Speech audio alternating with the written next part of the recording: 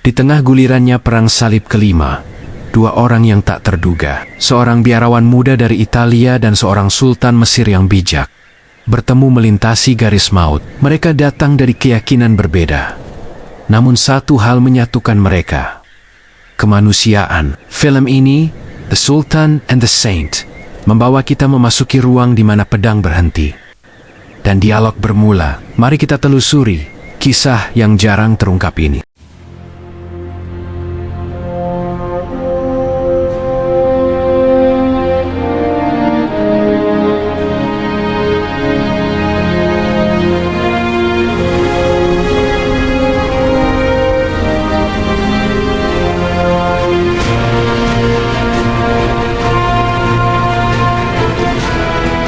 The year is 1220. It is the height of the Crusades. Muslims and Christians have been fighting one another in a war that has lasted for over 120 years. Tens of thousands of Christian soldiers are trapped and dying on a flooded field in Egypt. The opposing Muslim army blocked their only escape. Saint Francis of Assisi and the Sultan of Egypt, Muhammad Al-Kamil, have defied the angry times and human nature itself to cross the bloody battle lines and meet each other. But will it make a difference? How does anyone stop a seemingly endless conflict?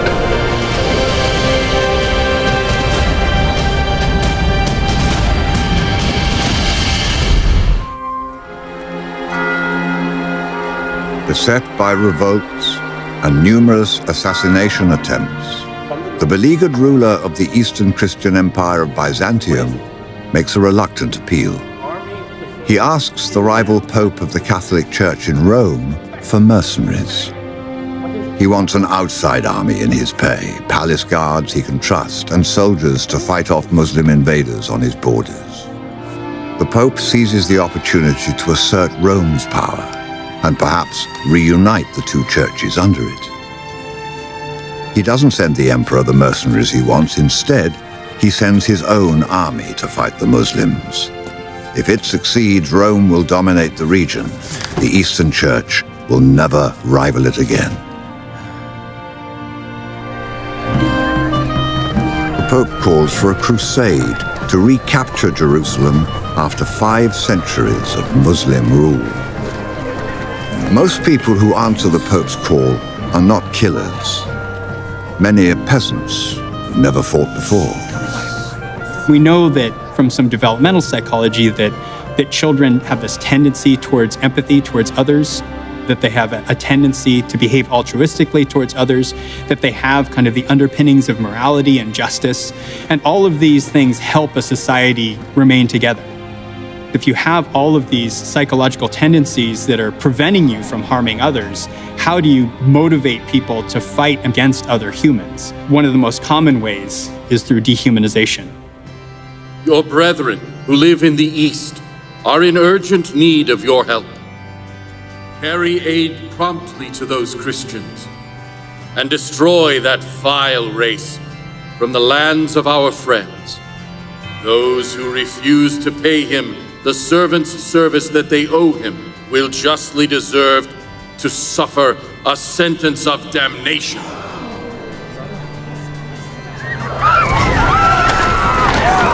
What you unleash then is a certain religious fervor. We are going to take our holy sites from these non-believers. Of course, non-believers are thrown into one category, which would include Jews. The Crusade's first victims are not Muslims. They are the Jews of Europe. There's nothing special about the teachings of religion that's driving conflict. Evidence is starting to show that the psychological tendencies that drive conflict are a complex combination of processes in the brain. They're a bunch of kind of deep structures that are underneath, that are kind of central in the brain. Oftentimes it's referred to as the reptilian brain. And we know that it responds really strongly to fear conditioning, fear learning. The religious propaganda focused on demonize the other as heretical, as satanic. And when you see that you have in your midst the other as well, you say, why not start killing here?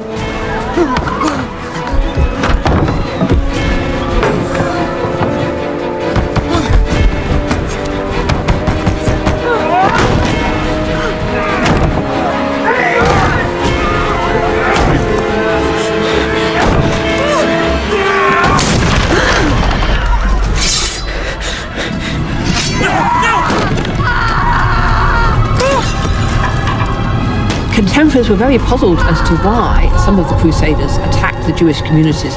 The excuse was that the whole race was guilty of the death of Christ, and therefore they were fair game.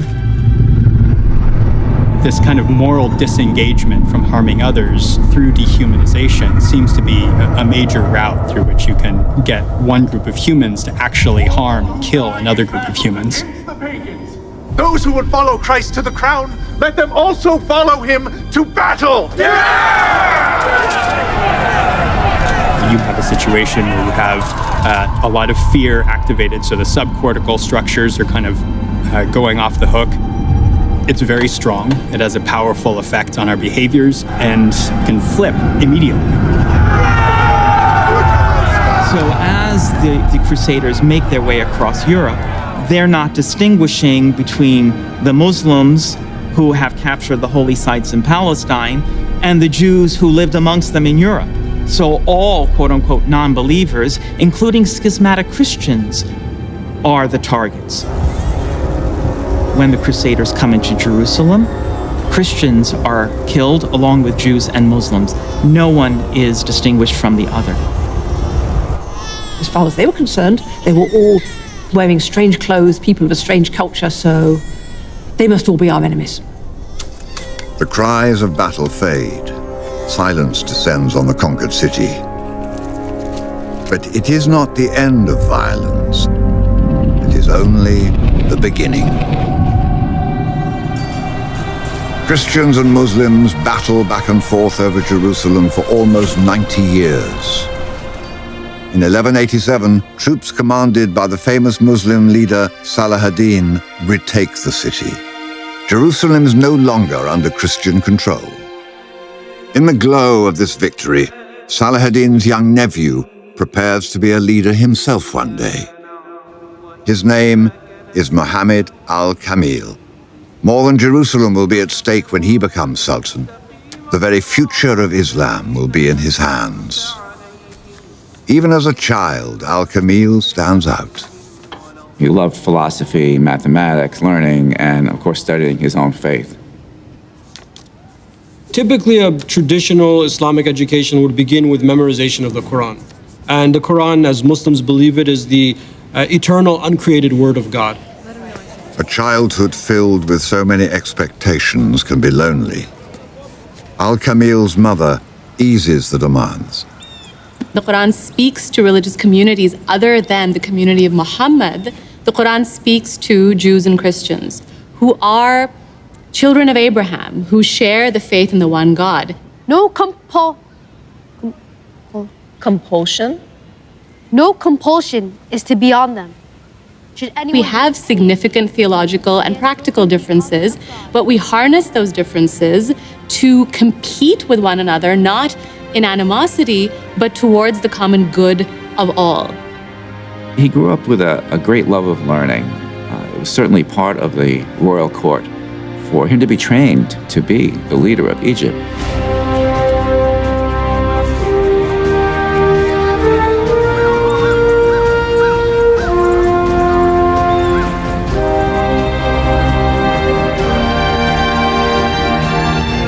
Al-Kamil comes to power at a time of crisis in Egypt. Poor harvests have brought famine. Political dissent challenges his rule. Religious tensions are on the rise. Enough. Enough. But a greater danger looms across the sea. Cries for the recapture of Jerusalem once again sweep through Europe.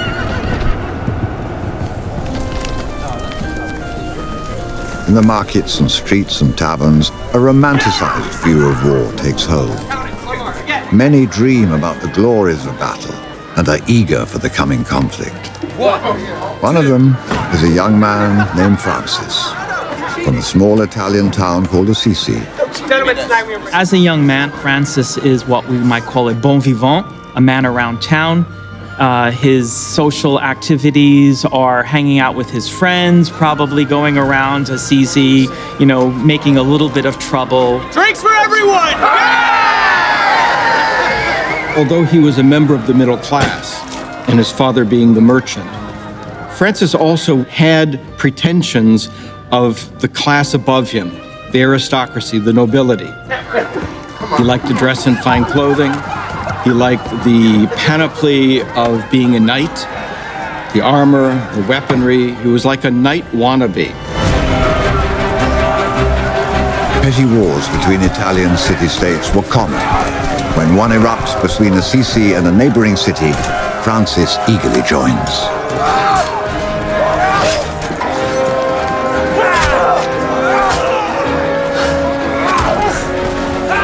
And suddenly he's thrust into battle. And of course, battle at this time is horrible. This is hand-to-hand combat. This isn't anything abstract.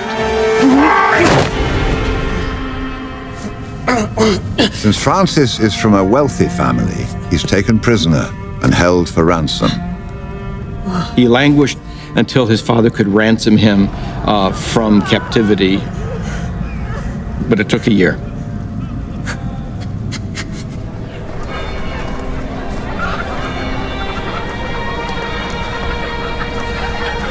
Francis leaves that imprisonment after a year as a shattered and hollowed out young man. Was he simply going to return to his life of carousing and just having fun?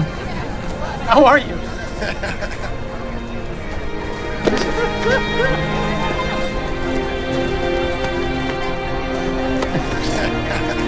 What are you doing? What are you...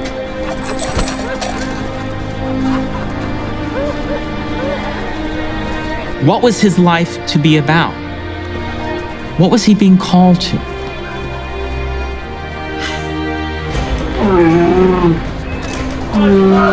In Cairo, a dispute between Muslims and Christians threatens bloodshed. Sultan Al-Kamil has very good relations with Christians. On one occasion, there was a dispute about whether a mosque or a church should be built on a certain site. A mob in Egypt wanted to build a mosque next to the most holy Christian church in Cairo. It must go. A mosque once stood here. It must be rebuilt.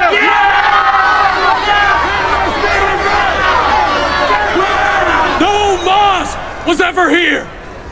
He determined that there had been a church there earlier, which was the claim the Christians were making, and so he supported them in that. You are looking for excuses to justify a wrong. It must be rebuilt. No. No, it must be rebuilt. It must go.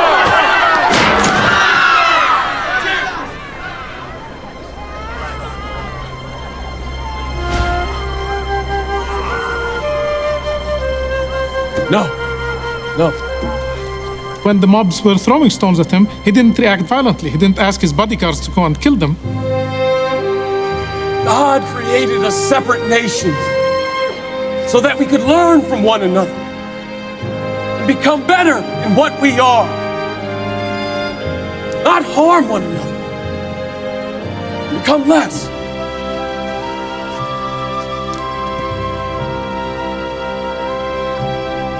This became very controversial. He was willing to take some heat for this. The Christians really appreciated that they were being treated fairly.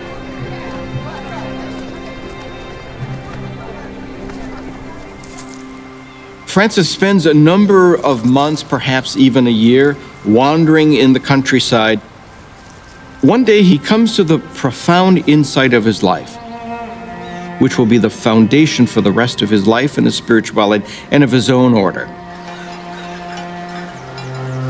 Leprosy was a common and much feared disease in the Middle Ages. Francis had an abhorrence of lepers.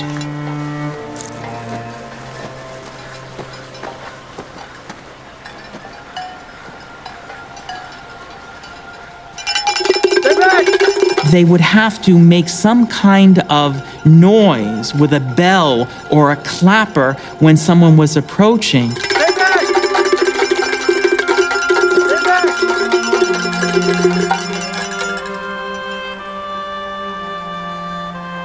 He realizes, perhaps the first time in his life, these are genuinely suffering human beings, men and women, like himself.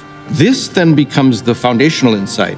Every man and woman, without exception in creation, is a brother and a sister, one to another, constituting a commonality that we all share with each other.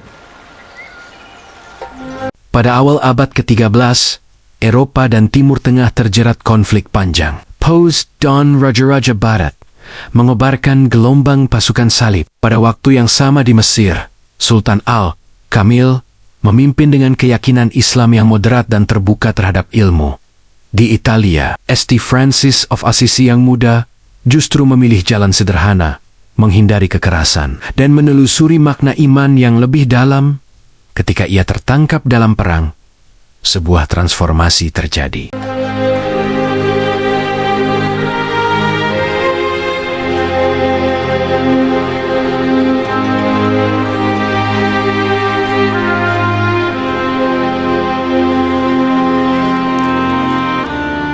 That basic conviction that really took hold in Francis's heart set him on a path that was very different than his original dream.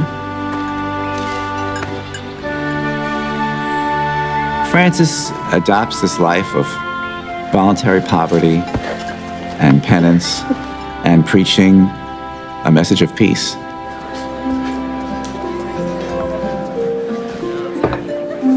Gradually, there's other young men in his town who can see the wisdom of this and are attracted to it, because they also want to drop out of the cycle of violence that is afflicting them. Where there is darkness, what's going on? Where light, where's everyone go? Where there is sadness, joy. We are more than just our daily struggle. The Lord has made us all for a greater purpose, to be instruments of peace.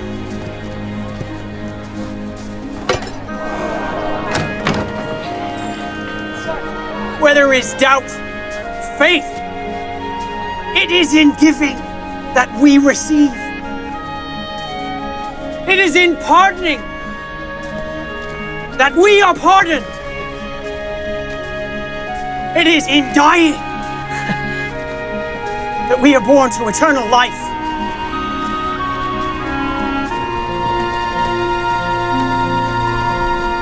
There was a tremendous response to living in the world in this way, and little by little, a number of people followed Francis. Francis travels the country, preaching about the Lord of Love. But the medieval church still holds to the vision of a ferocious, vengeful God who summons believers to war.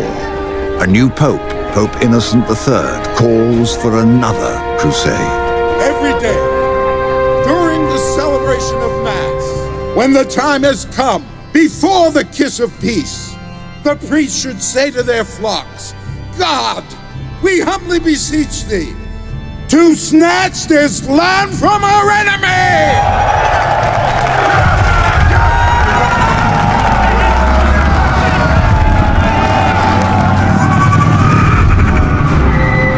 Crusaders go to Constantinople on promises to fund their new war over the Holy Land. When the payments don't come, they attack Byzantium instead. Once you've stoked this in-group fervor, it seems like that can be applied to many different outgroups. They make a prostitute sit on the emperor's throne.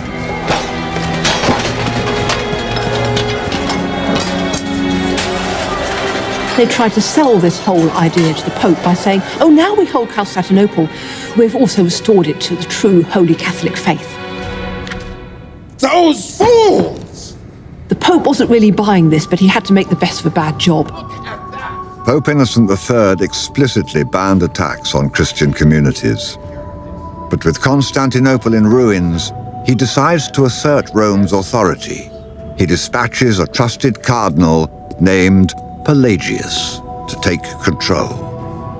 Cardinal Pelagius was sent as the Pope's legate, and he was sent to solidify the gains of the Latin Christian Church, the Roman Church, against the Greek clergy who wanted to return to their own city. He wears these scarlet robes, which was something new at the time, because that's the color of the martyrs that he's adopted. What has happened here is a travesty. Don't speak until given permission. Such behavior. Tell him to tell his priests that they are subject to the one true Pope, His Holiness in Rome. What right Tell do you have? him that the only words I want to hear from him are the names of those priests who ignore this. That is all. He was known to be a hard-nosed, intransigent supporter of the papal policy. In other words, it was the supremacy of the Latin Church over any competitors, be they the Greek Church, be they Islam. No one speaks unless Pelagius first gives permission. Understand? Go.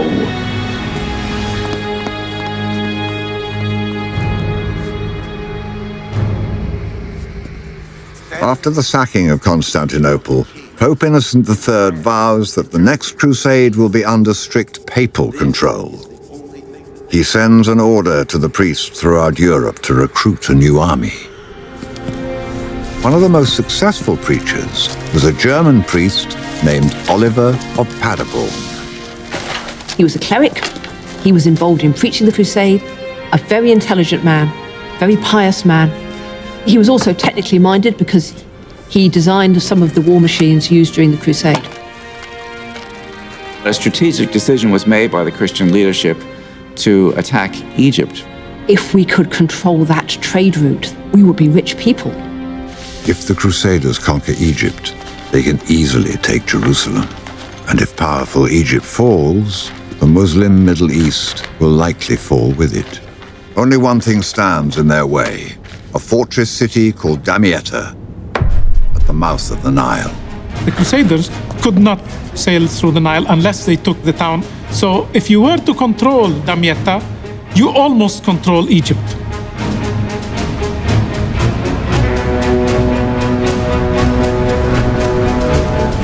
One of the most important sources we have on the crusade comes from the pen of Oliver of Paderborn, who comes on site and leaves us a remarkable chronicle of the events around the siege of Damietta.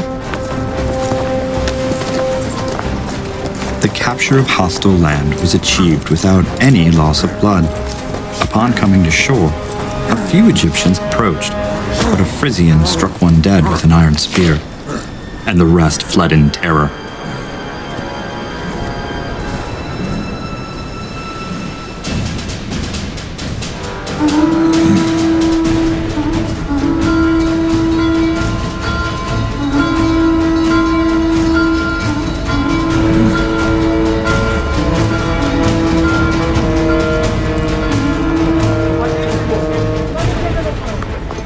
News of the invasion reaches Cairo. Al-Kamil hurries a force to Damietta.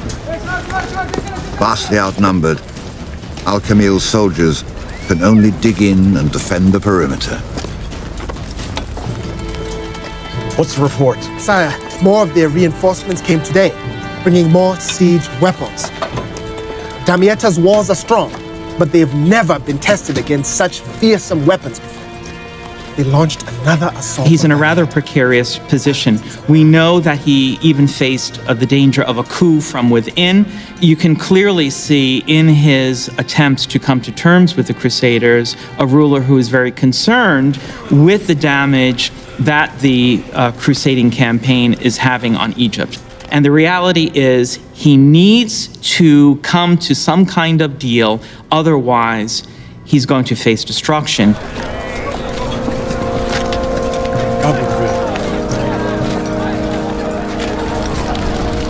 The war racks Egypt for 2 years.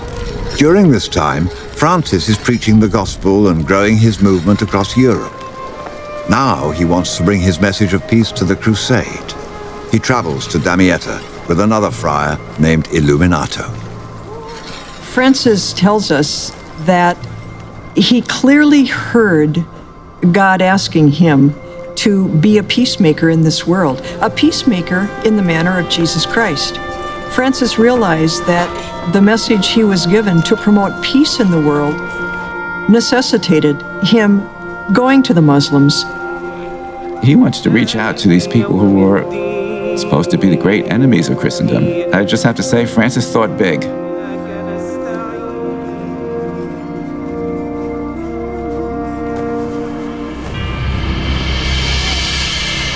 Pelagius is sent by the Pope to lead the new crusade. His presence in the camp at Damietta was a rather provocative presence. He was an instigator in order to ensure that the Pope's policy of the defeat of Islam happened.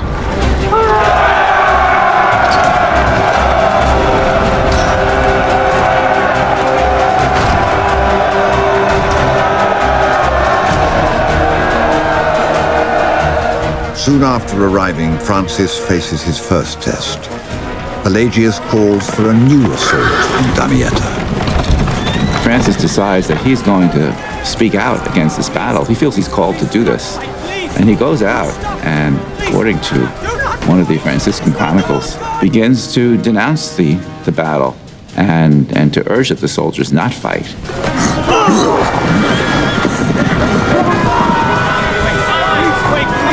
The saint leapt to his feet and rushed to the Christians, crying out warnings to save them, forbidding war and threatening disaster. But they took the truth as a joke. They hardened their hearts and refused to turn back.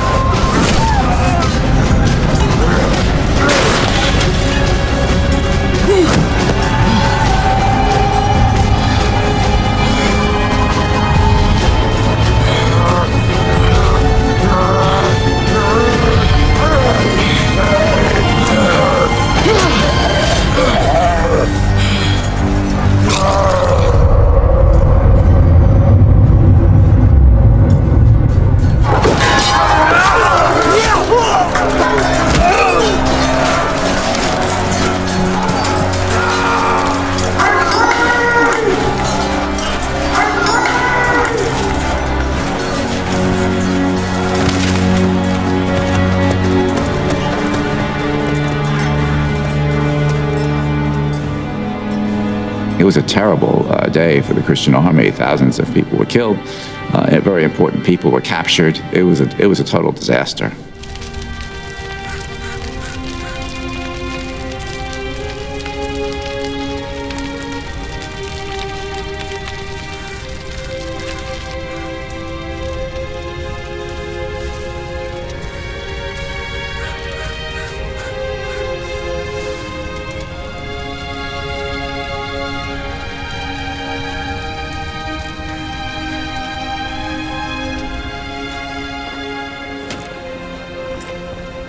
This is what we will do.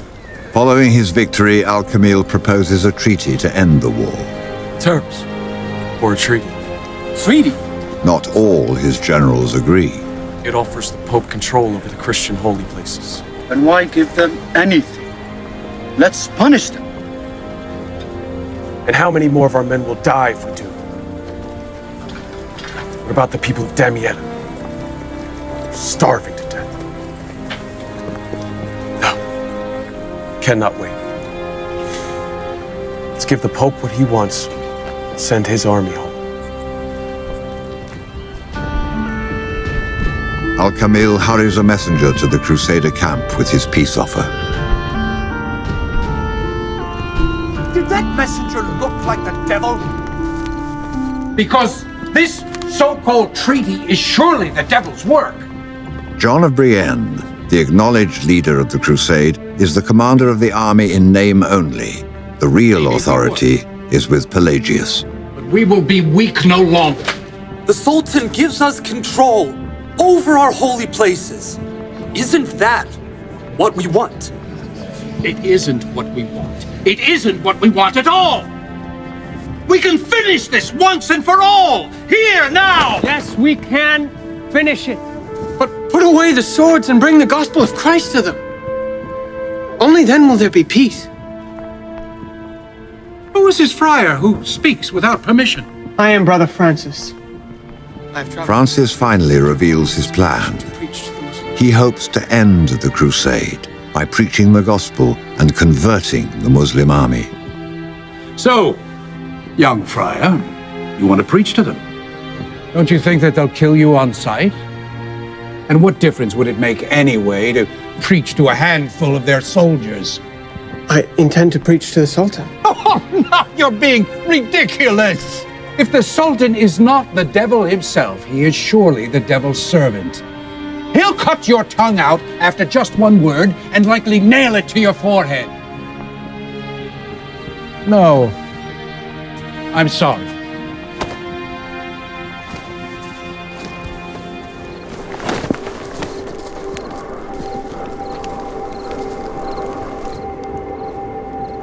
You think his real intention is to martyr himself? Francis may indeed expect to be killed in this effort, but then that would help Pelagius' cause.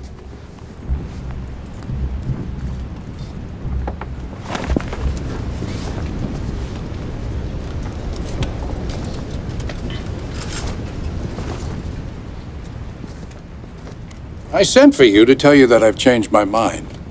You may go. Thank you. Your Holiness, thank you. I will not waver. You have my word. I'm sure that you won't. Thank you.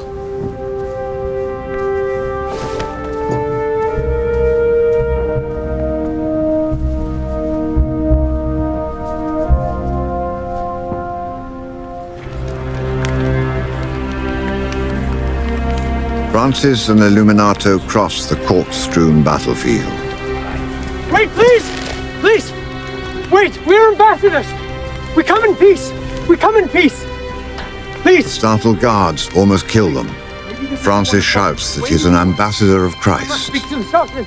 Maybe this man is bringing news about the Sultan's treaty. Please!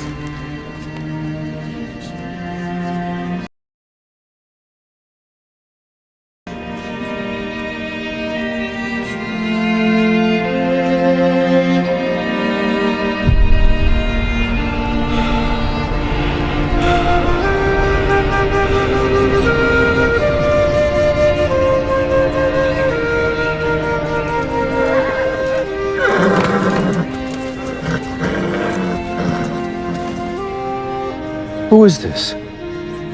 I am an emissary. With news from the King of Rome? For the King of the universe. Is it to be peace then? The greatest peace of all, I pray. Stop the riddles. Is it yes or no? It's neither. He isn't sent by their leader. Isn't that right? No, I come for Christ. I come to preach. I come for peace. It's an insult. If this is their answer, we should kill them.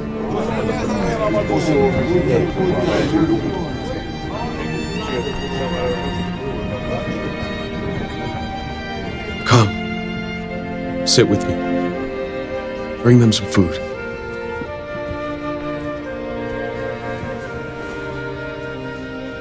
I think that Francis must have been surprised at what he experienced among the Muslim people, because the popular notion was that Muslims were heathens. They were considered the enemy, of course, and more strongly, they were considered beasts. After this encounter in the tent of the Sultan, Francis and Illuminato were pretty much given free rein to walk and to be and to live in the camp for a few weeks. These two were indeed seeking peace in the midst of war, so they were open to being transformed by the person who was allegedly their enemy. One account says that Francis offered to walk through fire to prove the truth of the gospel. The Sultan declined the demonstration, but said that Francis could address his court.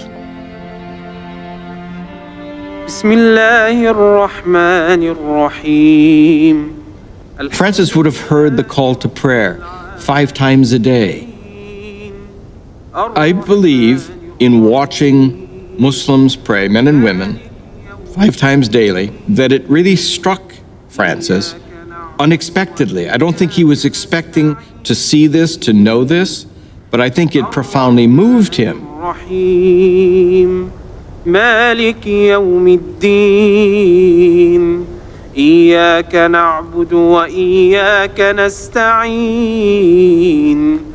اهدنا. In the name of God, the merciful and compassionate, glory be to God, the Lord of the worlds, the merciful and compassionate King of the day of judgment. It is you alone we worship. It is you alone we ask for help. Give us this day our daily bread. Forgive us our trespasses, as we forgive those who trespass against us. Lead us not into temptation, but deliver us from evil. Amen. You can directly challenge this perception of dehumanization by showing someone an example of a member of the other group who's particularly human, right? Who displays these very characteristics that you define humanity by. It makes sense from a neuroscience perspective why this would be so transformative. If you eliminate that distinction between us and them, processes that would normally be there to drive conflict are now all taken offline, wholesale. Francis, I believe, came to the insight by watching Muslim men and women pray that prayer is of the essence for the creature. That if you are a creature, what you do is pray. Faith. Where there is despair, hope. Where there is darkness, light. Al-Kamil fulfills his promise. May we not. Francis addresses the Sultan's court. And so, to be understood. There is before him a man who makes no demands, who makes no threats, who does not insult his religion, and probably is simply preaching. Al-Kamil might ask a theologian or a scholar in his court to be a respondent. Oh, people. That was part of a classical Islamic court life and court manners.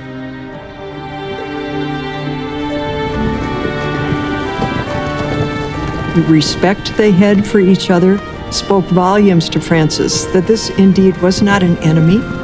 This was not a beast, but this truly was a brother.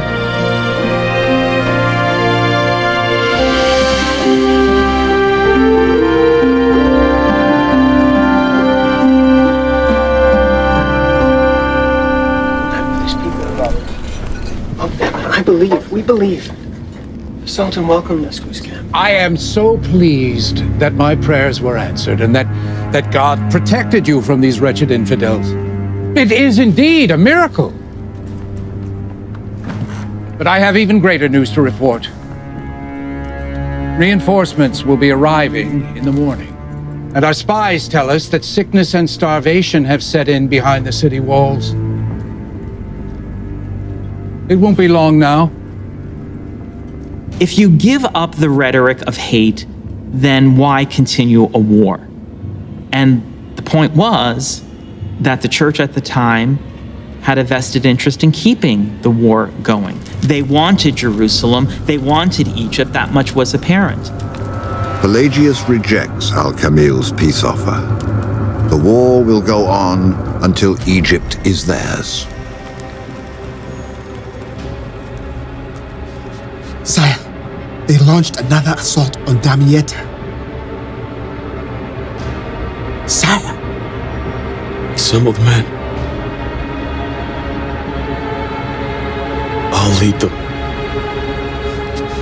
The Crusaders keep besieging Damietta, attacking, being repulsed. It's a stalemate.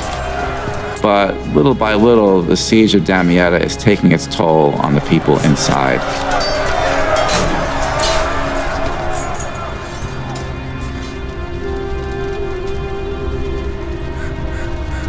How long since they've been at the ramparts? 3 days. Alert Cardinal Pelagius.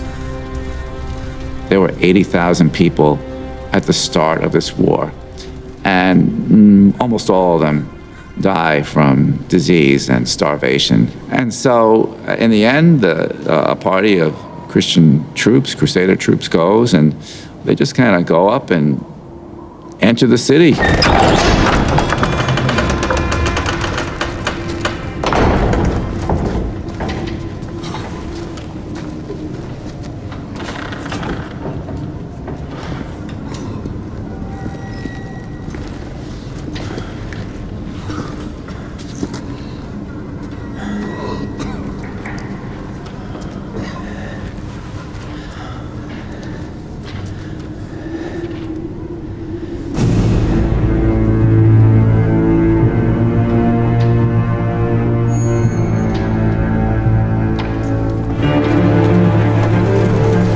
Capture of Damietta, the Crusader army marches on Cairo.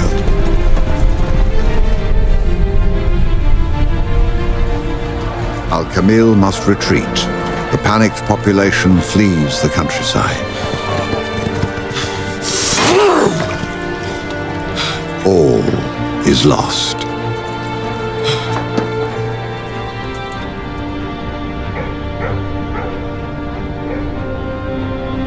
Ill and dispirited, Francis has returned to Assisi. It's really a low point in his life. First of all, he's ill. Secondly, he's learned that his order has gone in directions that he disagrees with. All of a sudden in his writings, there is this universal vision of men and women all called into the praise of God.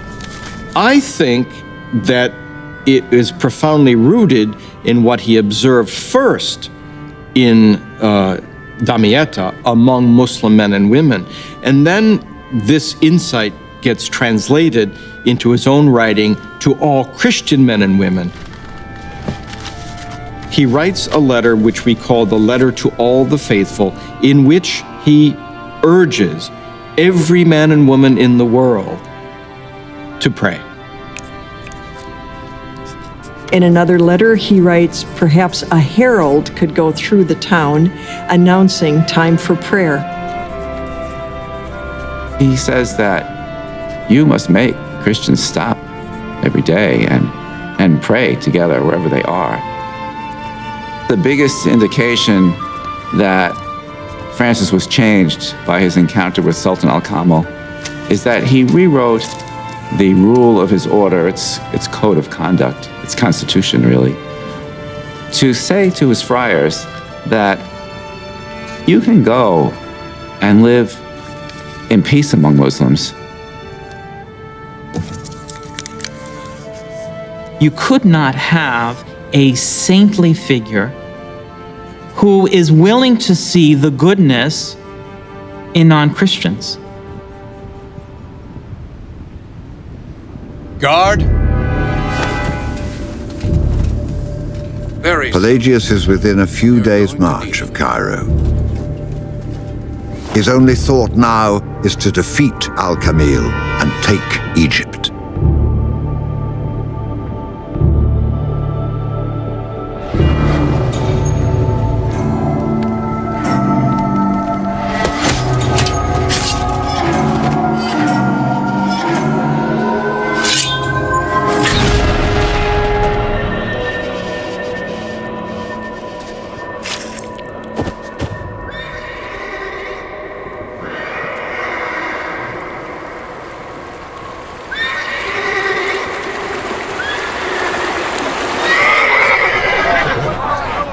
The Crusaders thought that they got it made. They were marching towards Cairo. What could stop them now?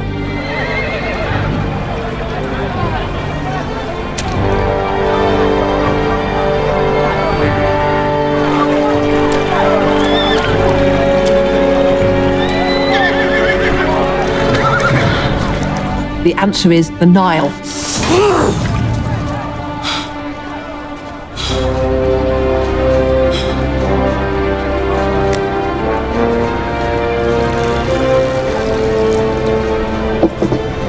The Nile is rising, and they've made camp here on the floodplain.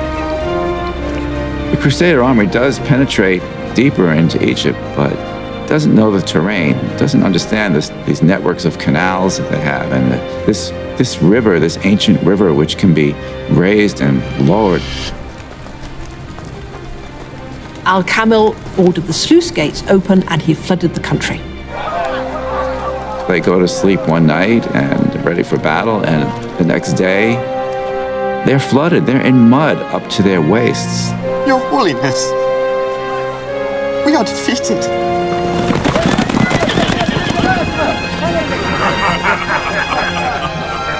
This is it. They've left us no choice. And you know it. All the generals told him, let's go for the kill.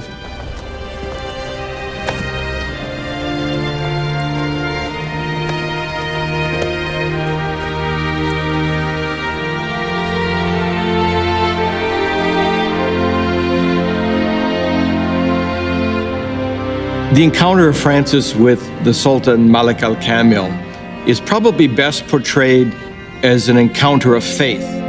It was a faith exchange. It wasn't so much an intellectual debate, but it was an exchange of two men of faith testifying to how God has led them to this point in their lives. And each seemed, according to the testimonies, okay to listen to the other's perspective and allow God to be God in the lives of both of them.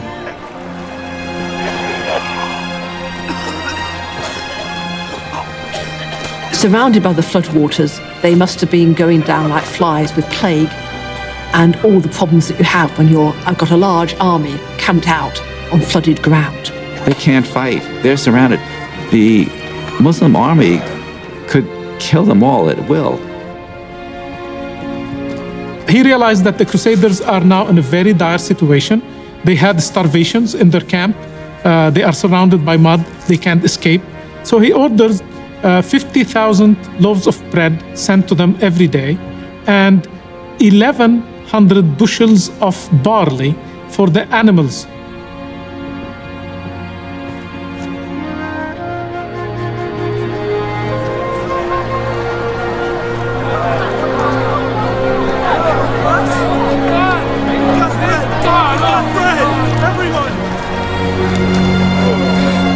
Ceasefire yang lahir dari pertemuan ini bertahan selama 8 tahun.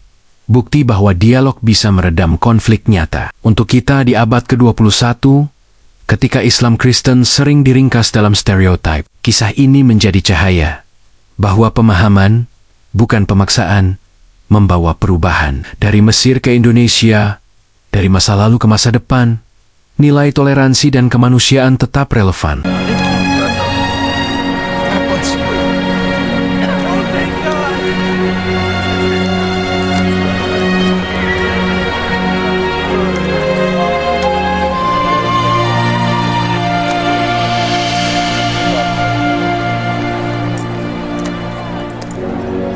The Sultan was moved by such compassion that for many days he freely fed us as we were dying of hunger.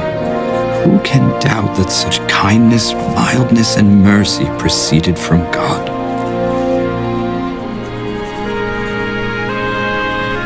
Francis wants, once again, to write. He writes what we call the praises of God. He names the attributes of God that he's giving praise for. And he says things like, you are mercy, you are forgiveness, you are compassion. What's remarkable about that is that it's the very way that Muslims invoke the 99 beautiful names of God. The 99 names of God are attributes of God. For example, the merciful, the compassionate, are the qualities embodied by God, are the ways in which God interacts with creation. And Muslims recite and meditate upon these divine names as a means of self-transformation. The Crusaders surrendered control of Damietta and returned to Europe.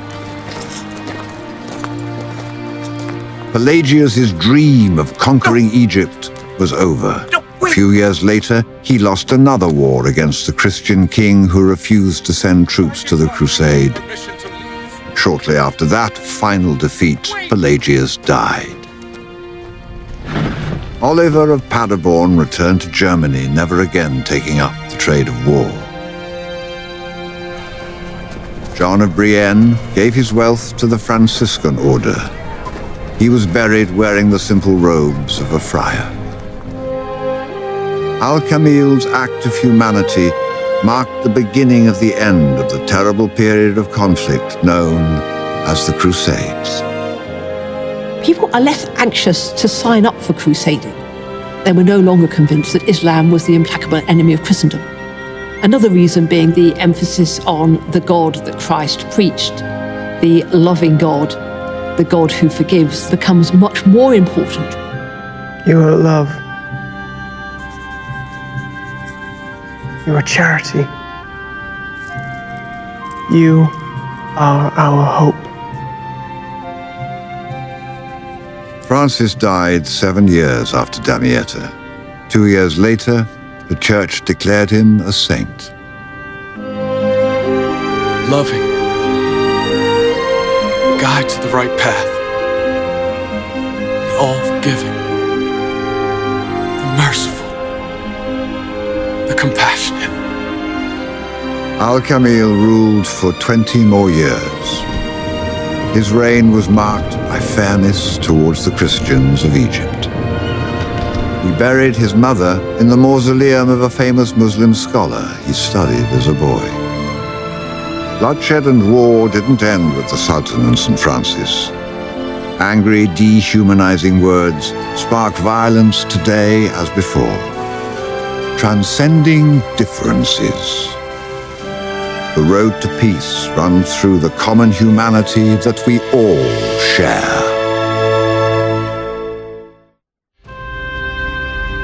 The Sultan and the Saint was made possible by the generous support of these institutions and individuals. Terima kasih telah menonton. Jika kamu tertarik dengan sejarah Islam yang kurang dikenal, jangan lupa subscribe dan aktifkan lonceng agar kamu tidak melewatkan video berikutnya. Zaman keemasan ilmuwan Muslim dan Kekaisaran Utsmani yang terlupakan. Salam sejarah, salam perdamaian.